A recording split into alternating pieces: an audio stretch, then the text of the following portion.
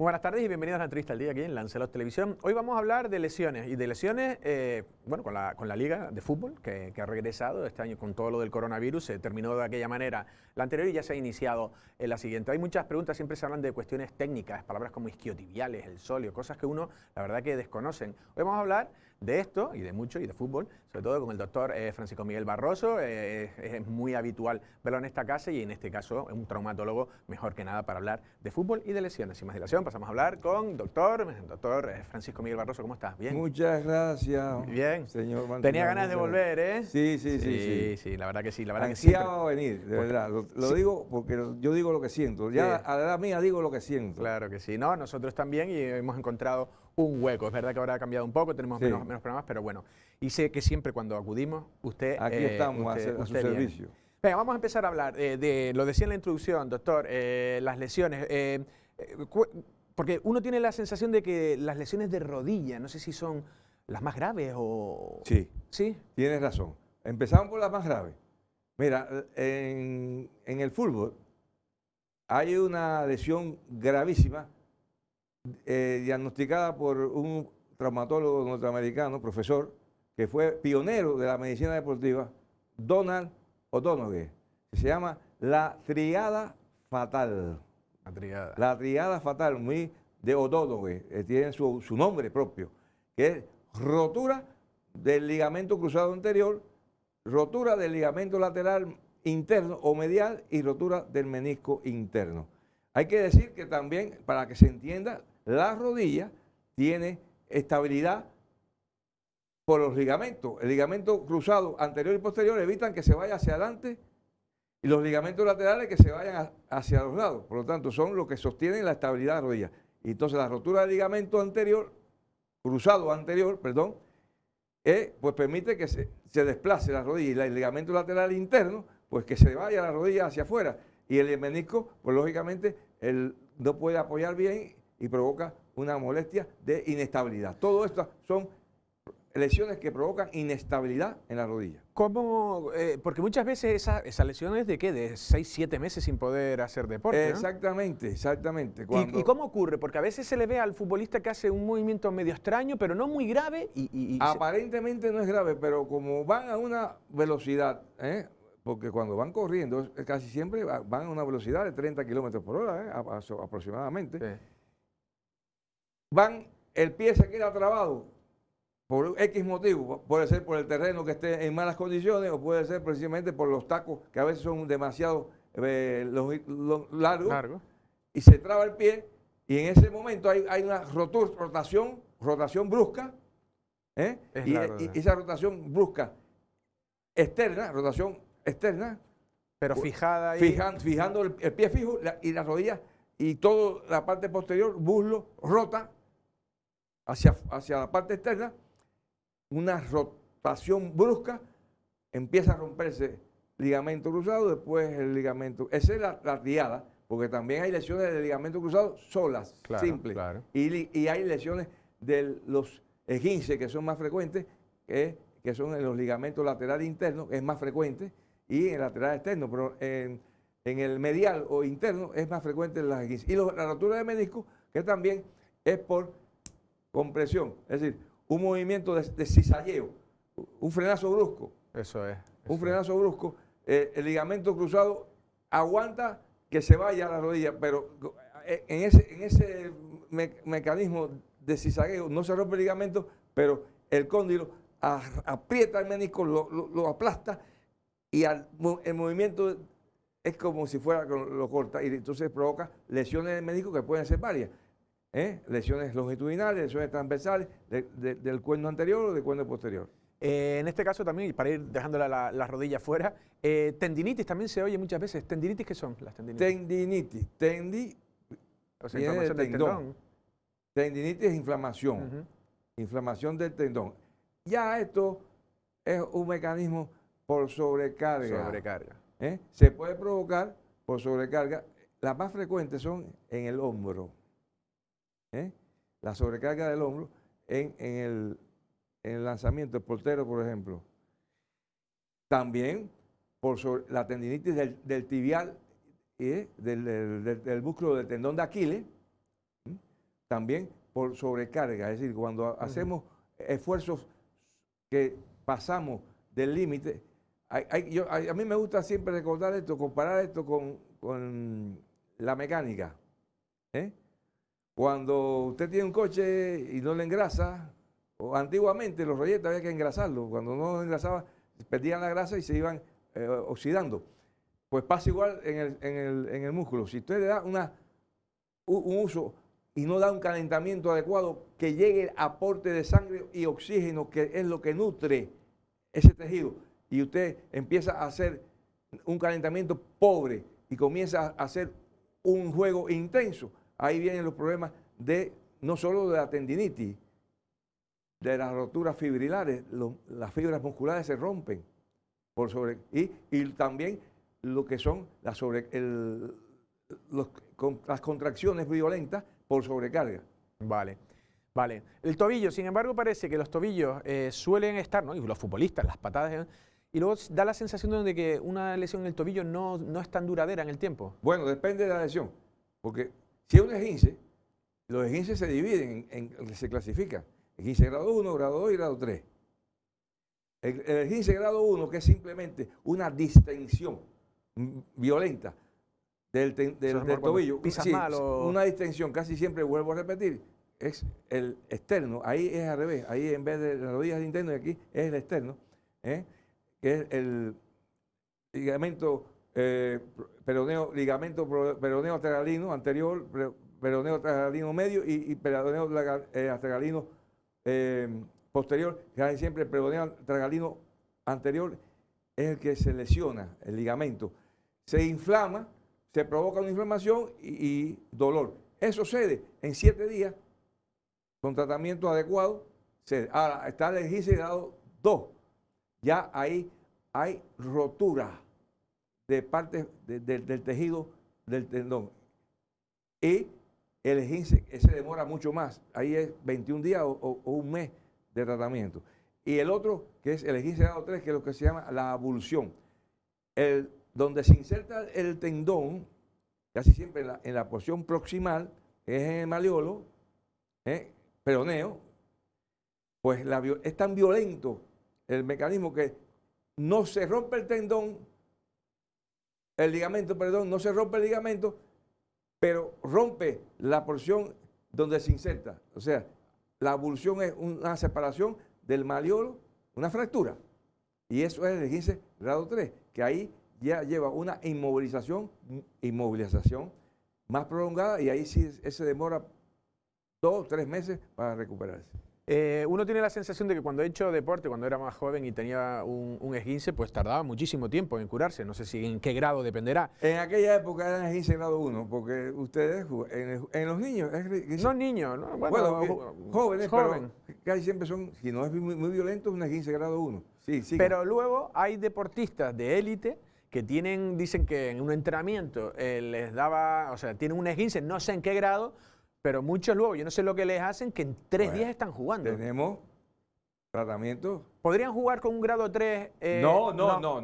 Eso sería como una rotura. No. Grado 3, ya vuelvo a repetir, es una abulsión, o sea, una separación de donde se inserta el ligamento, se separa el hueso y eso ya es una fractura pequeña, pero eso demora 3 meses. Esos esguinces que tienen estos deportistas pueden ser grado 2 o grado 3. ¿Qué pasa? Que date cuenta que esta gente tiene recursos, cámaras hiperbáricas, el ozono, el ozono y el oxígeno en altas cantidades introducidos provoca cicatrización rápida. El oxígeno es lo que da la vida y regenera el tejido inmediatamente. Esta gente tiene cámara hiperbárica, lo meten en cámara hiperbárica o le inyectan ozono. Luego también el trabajo de fisioterapia. No, ahí fundamentalmente es la parte físico-química. Ozono, oxígeno en 2 condiciones. El ozono, que son 3 átomos de oxígeno, que es oxígeno a presión, y la cámara hiperbárica, más las técnicas de ultrasonido, de onda corta, y que eso van resolviendo el proceso inflamatorio y regenerativo. Cuando luego dicen, bueno, porque estamos hablando de todo esto, cuando dicen que ha jugado infiltrado un jugador, sí. ¿eso qué es? Eso se hace. Eso es como... Y está legal.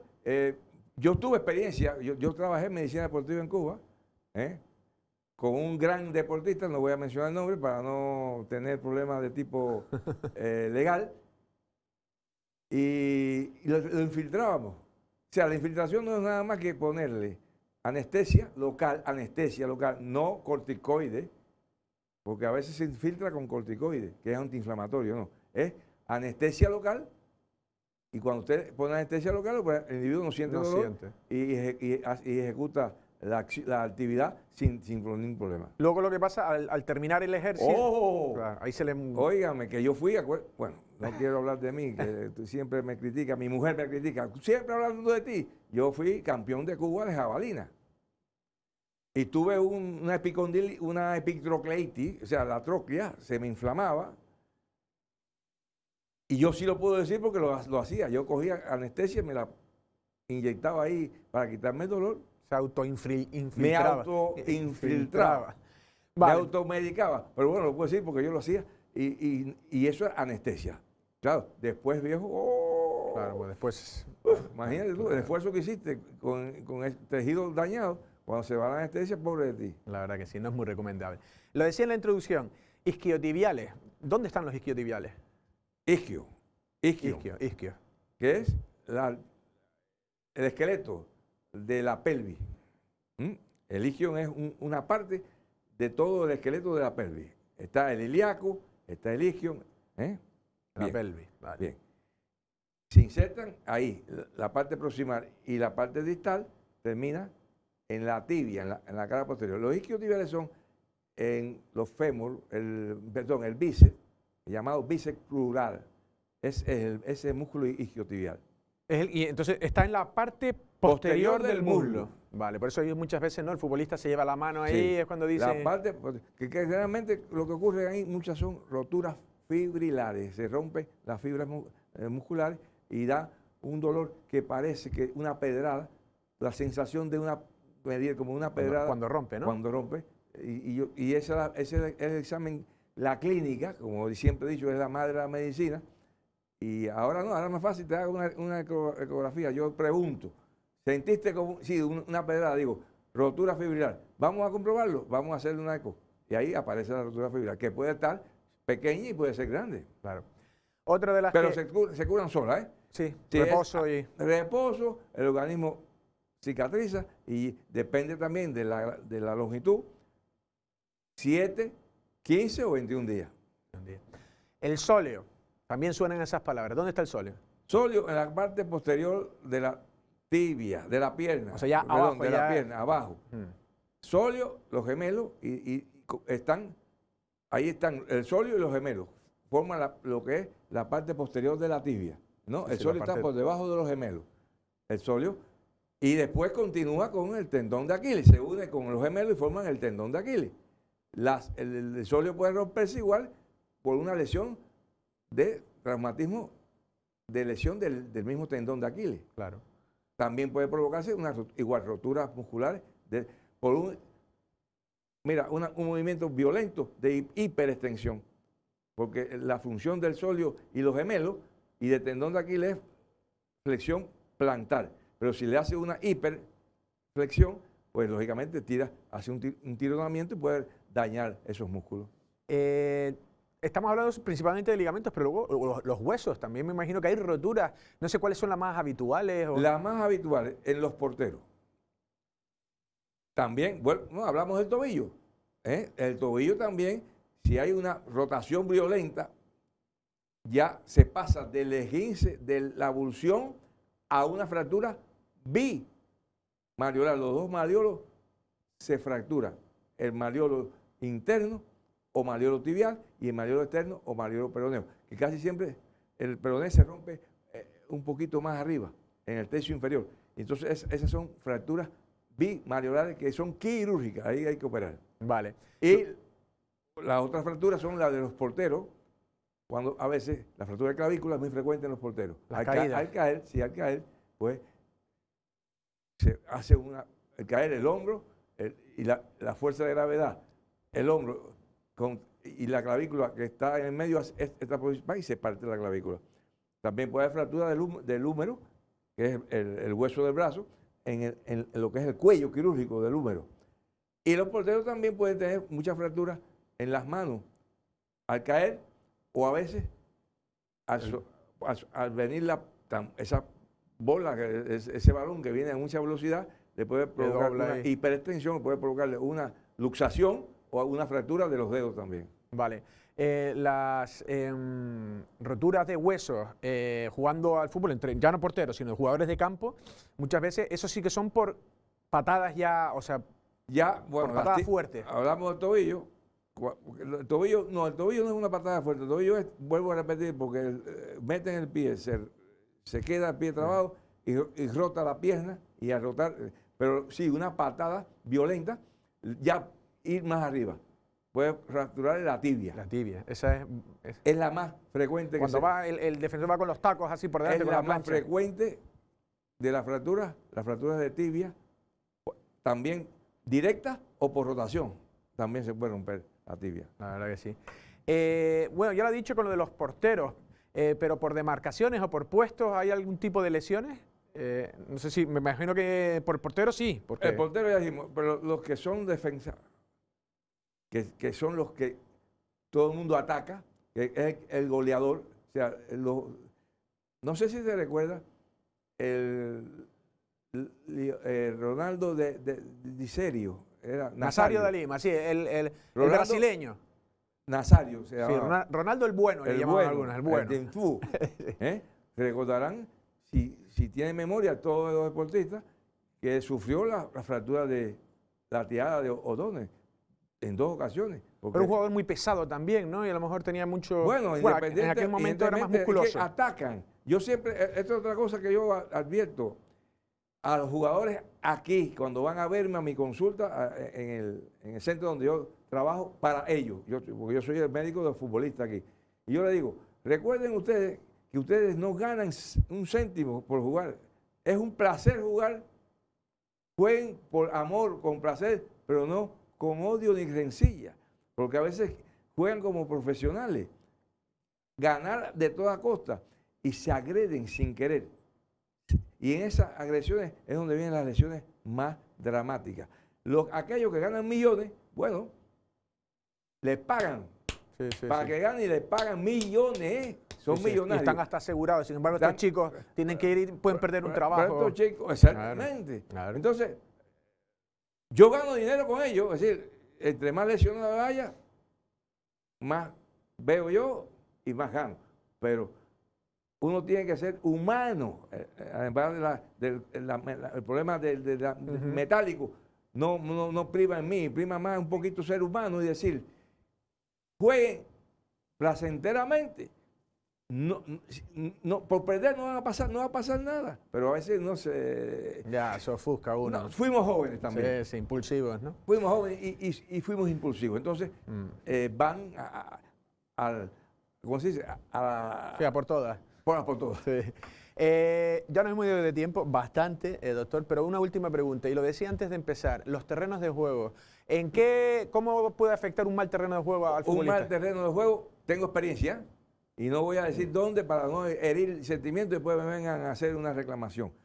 Terrenos de juego que estaban desafortunadamente desbaratados, llenos de huecos, son dañinos en todos los sentidos, porque provocan roturas de esguince de rodilla, esguince de tobillo, roturas. ¿Por qué? Porque la inestabilidad. Hay inestabilidad. O sea, los terrenos que son la responsabilidad, creo, que es del municipio. Son terrenos municipales, son de los ayuntamientos, claro. Deben tener un control mensual, digo yo, revisando a ver si hay alguna deficiencia y rápidamente cubrir ese vacío que tiene, ese hoyito que tiene, esa depresión, y cubrirla para evitar que los jugadores se dañen. El terreno es muy importante. Pues sí, pues doctor, yo creo que algo he aprendido y espero que los telespectadores también. Ha sido un placer, como siempre. Muchas gracias. Muchas gracias. Gracias. Ya han escuchado a nuestro traumatólogo de cabecera, el doctor Barroso. Hoy hemos hablado, porque sí, porque la verdad que tanto se habla de fútbol, pero también en el fútbol, como en otros deportes, pero en este caso en el fútbol se habla con una terminología ¿no? médica sobre tantas lesiones que la verdad que luego futbolistas jóvenes que no tienen a lo mejor tantos conocimientos, pero se saben músculos, ligamentos y huesos, se lo saben perfectamente, entre otras cosas porque viven de ello, ¿no? Y hemos aclarado cuáles son las lesiones más importantes y por qué suelen suceder. También saber no ocupa lugar, ¿no? Y en el sentido de que si uno va a jugar y haber escuchado al doctor Barroso, seguro que ahora tendrá un poco más de cuidado. Nosotros sin más nos despedimos. Pasen una feliz tarde.